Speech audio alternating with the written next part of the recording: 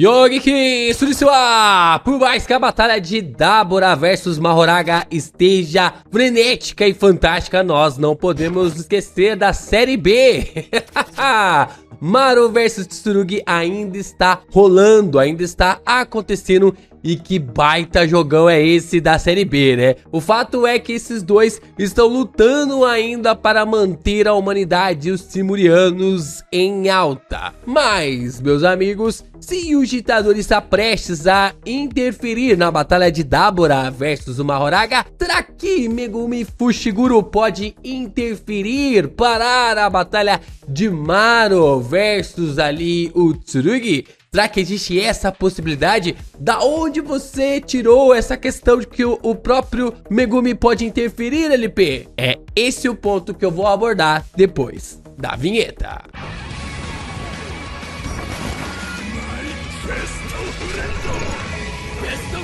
Bom, no capítulo passado nós tivemos a chegada fantástica, incrível, absurda de Yuji Itadori. Sim, o Itadori, usando o Senketsu, o famoso sangue perfurante, conseguiu criar um grande artifício para mostrar para nós de forma definitiva por que a técnica manipulação de sangue poderia ser colocada no mesmo patamar, tanto como ilimitado, mas também ali as 10 sombras. É claro que Yuji só mostrou uma fração da sua habilidade, do seu poder, e esse potencial máximo é algo inacreditável, demonstrado para nós pelo Yuji e também roteirizado por Gege Akutami. Eu não me canso de ver esse quadro porque em quadrinização ele é uma parada absurda, né? Se você parar, observar assim tantas vezes, não vou criticar aqui o traço do Gege Akutami, mas muitas vezes a gente observou Gege Akutami sacrificando os quadros do mangá pela arte. Ele mesmo já falou sobre isso, é uma coisa que eu não concordo que o mangaka precisa fazer, que o mangaka goste de fazer, mas de fato é a arte, né? A arte, ao mesmo tempo, ela é abstrata. Então, por mais que seja ali uma opção do Gege Akutami, eu não concordo muito. Só que o Yuji, ele preza bastante também. O Yuji, quando eu digo, é o mangaka, né? O desenhista. Ele preza bastante também sobre essa quadrinização.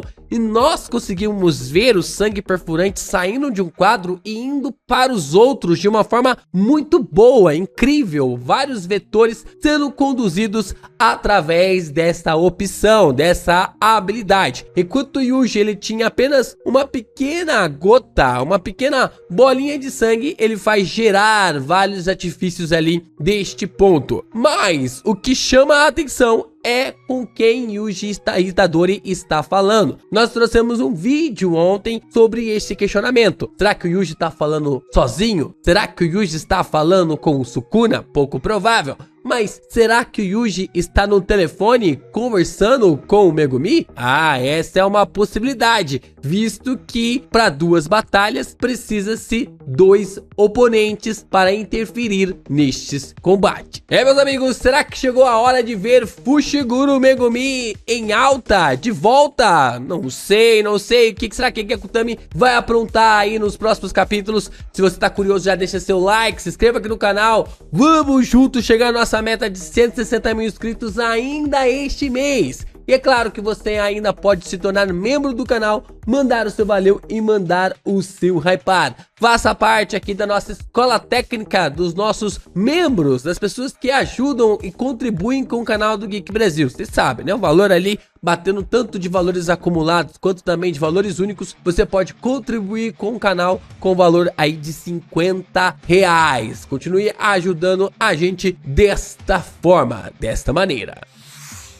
Bom, como nós sabemos e a gente viu na obra principal de Jujutsu Kaisen, Fushiguro Megumi, ele não chegou em seu potencial máximo. A gente não viu o Megumi lutando em seu potencial máximo e provavelmente a gente nunca vai ver, visto que o Mahoraga foi destruída ali na batalha contra o Sukuna e definitivamente através disso o Megumi nunca vai dar a capacidade, ou nunca vai demonstrar a capacidade de domar o Mahoraga. Mas mesmo assim, existe essa possibilidade. A possibilidade do Fushiguro mostrar o porquê se tornou ali o feiticeiro mais forte até o Itadori, né? Ficando abaixo apenas de Yuji Itadori. Por mais que Gege Akutami já tenha dado a técnica das 10 sombras para outra personagem, que é no caso aqui da Yuka, e possivelmente nunca veremos ali o Fushiguro usando a técnica das 10 sombras em seu auge, certo? Tá certo isso? Dois personagens não podem utilizar a técnica herdada ao mesmo tempo? Tá certo isso? Não tá certo. Isso está bem errado. Quando o Gege Akutami tava explicando pra nós sobre o ilimitado, se eu não me engano é no volume 4, ou é no volume 2 ou é no volume 4, eu acho que seja ali no volume 4, que é o volume que o Gojo está na capa, né? No volume 1 nós temos ali o Itadori, o volume 2 o Fushiguro, o volume 3 Nobara e o volume 4 nós temos o Gojo. E quando ele está explicando sobre o ilimitado, ele diz que outros feiticeiros do clã Gojo podem herdar o ilimitado. A única coisa que não pode fazer é outro feiticeiro herdar ao mesmo tempo que o Gojo os 6 olhos. Então, o ilimitado sem os 6 olhos era uma técnica que era impossível de se utilizar. Já no caso com um poder ligado diretamente ali aos 6 olhos, você consegue ter uma capacidade melhor de utilizar este poder. Na verdade, a única capacidade de utilizar este poder. Mas, ao mesmo tempo, outros feiticeiros com a técnica envolvendo ali ao ilimitado podem nascer. Então não vão poder utilizar esse poder nem com, sei lá, 1%, meio por cento da capacidade que o Gojo tinha ao utilizar essa habilidade juntamente com os 6 olhos. E técnicas herdadas, elas podem ser usadas ao mesmo tempo ali por outros feiticeiros, visto como tanto o Naobito quanto também o Naoya, que possuem técnicas herdadas, acabaram ali usando os seus poderes ao mesmo tempo. O Naoya é filho do Naobito e o Naobito tinha a técnica lá dos 24 frames, da mesma forma como a gente conseguiu ver o Naoya desenvolvendo essa mesma técnica, desenvolvendo esse mesmo poder. Não são técnicas inatas, porque técnica inata não é passada adiante, mas técnicas herdadas são passadas adiante. Então, no caso aqui, nós podemos ter 2 feiticeiros usando a mesma técnica, na mesma respectiva era. Então, entendendo que 2 feiticeiros podem ter a mesma técnica herdada na mesma era, na mesma geração, nós podemos observar que o Fushiguro, ele não chegou no mesmo patamar, no nível aceitável da utilização das 10 sombras. É claro que a gente já trouxe um vídeo falando sobre isso. Inclusive, a gente trouxe um vídeo bem interessante sobre 2 maneiras de você domar uma Horaga. Que a primeira é você conseguir fazer com que uma Horaga seja derrotado com um único ataque, com um único poder. E a segunda é através da expansão de domínio. Controlar a expansão de domínio ali das 10 sombras. E essa expansão de domínio lhe dá a capacidade de conseguir fazer com que uma Horaga seja nerfado. E desta forma você consegue domar ali. Tem um vídeo específico só sobre isso que a gente detalha, que é um vídeo bem legal. Mas de fato o Fushiguro não chegou num patamar aceitável.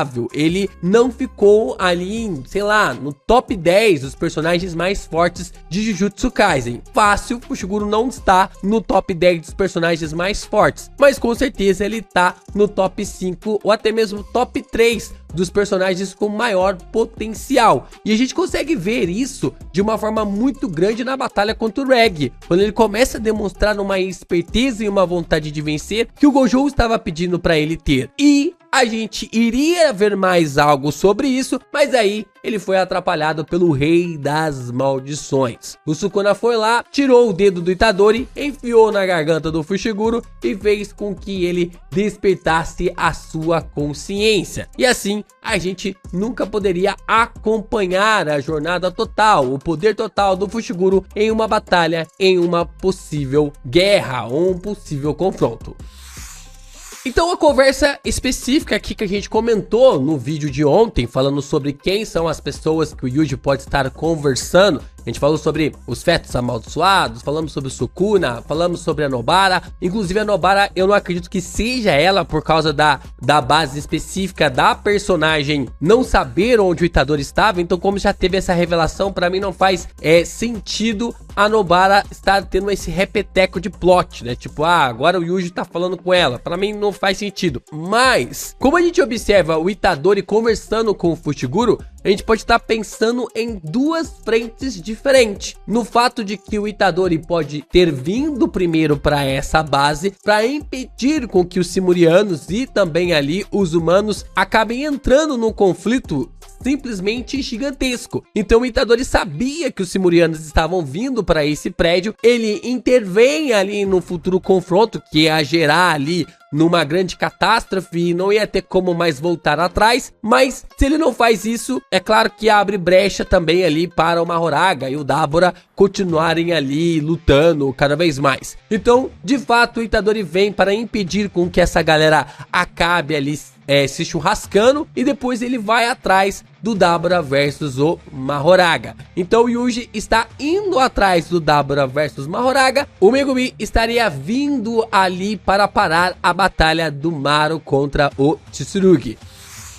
Então, enquanto o Itadori estava indo para parar a batalha de Dabura versus Mahoraga, o Fushiguro está chegando ou estar a caminho ali da batalha do Tsurugi versus o Maru. E isso é muito interessante, porque ao mesmo tempo, Gege Akutami nunca abordou um Fushiguro em seu total potencial. E ao mesmo tempo a gente começa a ver que tanto o Tsurugi quanto o Maru são personagens fortes. Nós estamos acompanhando agora na batalha de Jujutsu Kaisen entre os dois, um Tsurugi Rika modo Venom, né, que está completamente quebrado, conseguindo utilizar a energia amaldiçoada ali do Shikigami e tendo um poder extremamente absurdo, uma habilidade extremamente absurda de energia amaldiçoada. Por outro lado, nós também temos o Maru usando um poder bem quebrado, tanto ali para mudar a direção do mundo, fazendo toda aquela questão maluca e ao mesmo tempo agora levando ou aproximando-se para um caminho completamente diferente, de que muitos estão teorizando